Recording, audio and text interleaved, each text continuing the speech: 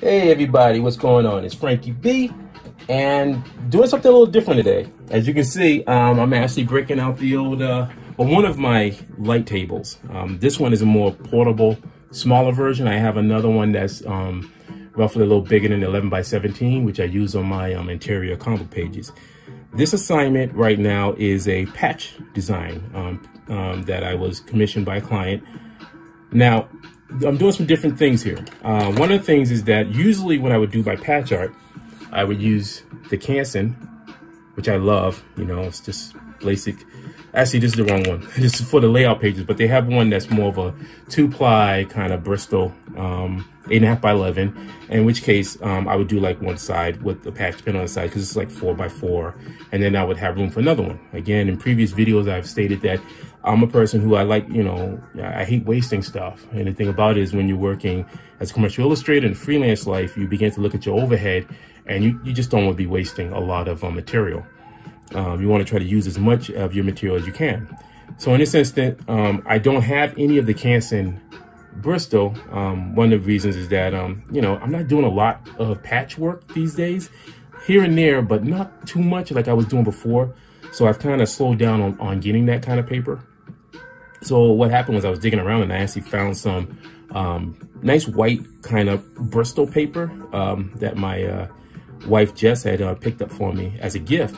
And so it's much more thinner, almost like the consistency of like a, you know, like a Xerox paper to a certain degree, but it's nice white kind of paper. I've used it before for illustration. It really takes in the inks really well. And just overall, I feel it's really good. Technically, what I'm going to be doing is I'm going to be drawing out the character. I've already drawn the rough sketch. This is the rough sketch right here that you see. The client approved it. I had to do a little re-editing on the jaw, so I shrunken the jaw a little bit. It previously was like down to here, and it was just like, nah. But pretty much everything else they loved. I'm going to be just be doing the character right here. And the circle itself, I will do in Adobe Photoshop because it'll be a lot more cleaner, much more cleaner geometrical shape and stuff. And I'll just be able to lay it, once I scan the character and stuff, I'll be able to lay it in as a separate layer and stuff like that, can build up on it. But overall, what you're seeing right now is the process. So, working on a small light table and about to make some magic happen. So here we go. Now, back in the day, light tables were, oh man, they are the most essential, one of the essential tools for the artist, especially if you're doing any kind of artwork that is more on a commercial base, like, you know, working in advertising or even in print house and stuff like that.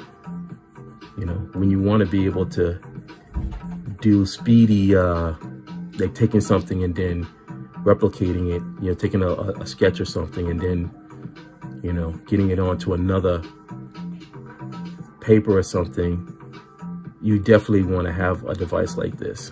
It's definitely worth getting. It's actually necessary. Now, the thing about patch art that I learned in working on patches is that it's all about really, in my opinion, doing simplistic line work. It's like you're doing line work.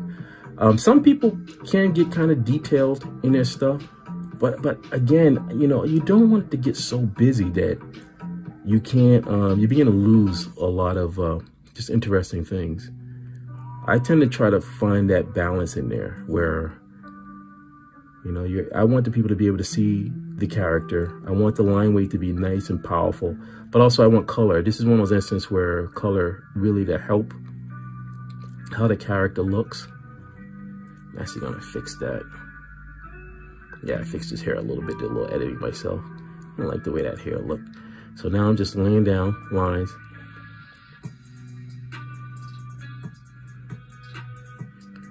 This character is the Gamemaster. And I'm excited to see how this is gonna look in patch form. When I was doing a ton of patches, that was one of the things that I was so like excited to see artwork, my 2D art that I did, you know, be transformed into this next level, another art form, you know. It's always a joy to see that when it comes comes around. So I can't wait to see this. All right. So again, let me just make sure that I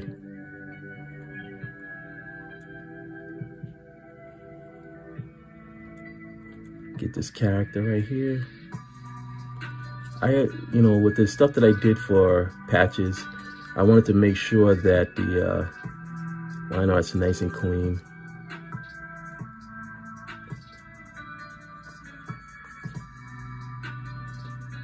Okay, there we go.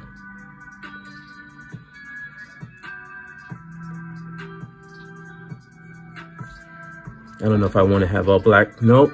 So let's see. I'm doing like this line right here.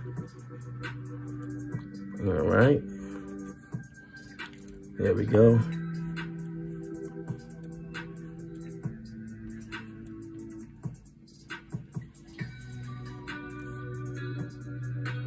All right. I'm gonna add a little bit more curve to that. There was another machine too, when I was going to art school. It's been so long. I want to say it was called the Autograph, the Autograph. That was another machine too. It was great for like taking a sketch and blowing it up like really big, and then if I remember, you would take it and it would project an image onto like say a bigger piece of paper or something like that, and then you can kind of trace off of that. And it was great, you know, because, you know, again, I've never considered myself one of those artists who can work, like who can, you know, work from a very big kind of size. All right. I want this book to be kind of nice, thick book.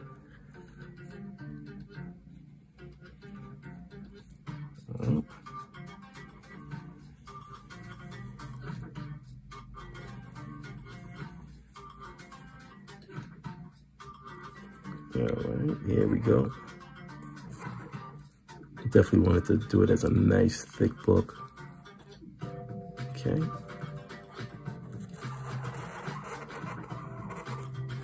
All right.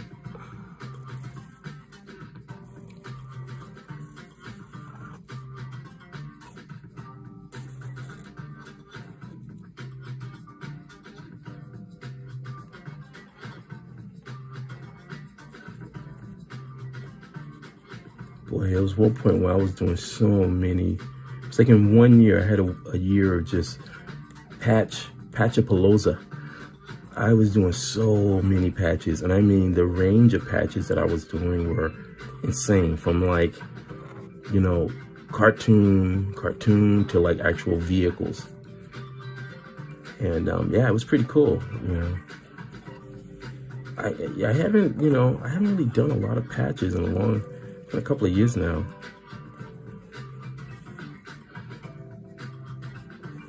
It's you know, it's one of those things where it's those fun moments, you know, that I'm glad that you know, I had a chance to be a part of. You know, that's how I always looked at it. My journey as an artist, to be able to be a part of these special little moments.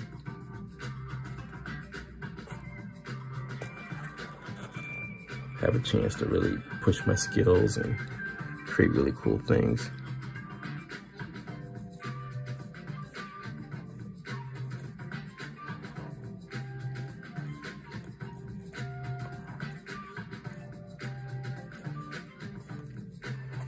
All right.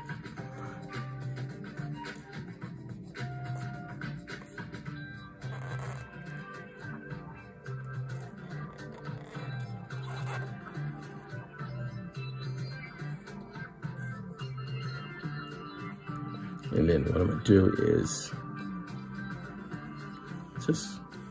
I'll get this nice base. Now I'll actually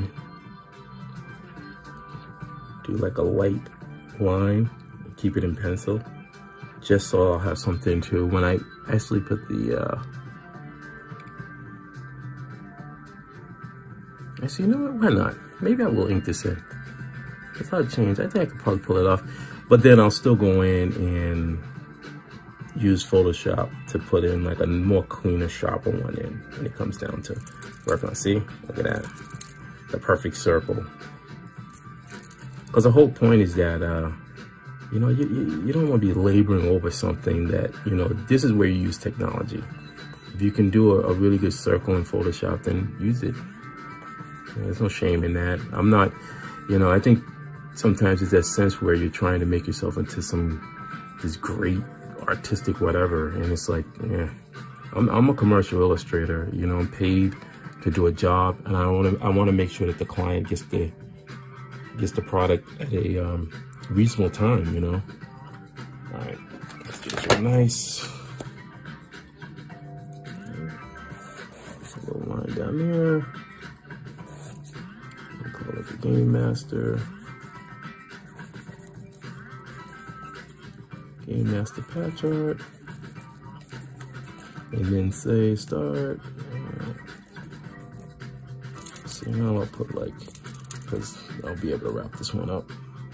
2021. Okay, so there you go. That looks good, huh? All right. So now what I'm gonna do is, like my previous videos, I'm gonna go into the hyperlapse. You know, because I've been talking enough. You know, this is pretty much the basis of doing patch art, you know, especially as someone who's a traditional artist. Now, there are some patch artists who use vector art, and that's what they do. That's their prerogative and stuff. But I'm still a traditional artist. I love using, you know, well, I mean, pretty much that's my skill, using my hands to draw something. So I just feel that drawing organically adds something more. It adds a more organic, you know, it just, well, I know, drawing organic, it adds something much more organic than, say, if you're just drawing completely digitally. That's just my own personal opinion, you know. So think of that line and everything. All right, cool. Let's see, make sure I got all that in there. Don't want to miss anything out, but pretty much. There you go. Boom. Tracer-palooza. All right. Okay. Well, this is going to be a mashup video like my previous ones. I'm going to go into the hyperlapse. Thank you for coming along for another ride. And as always, keep that art flowing.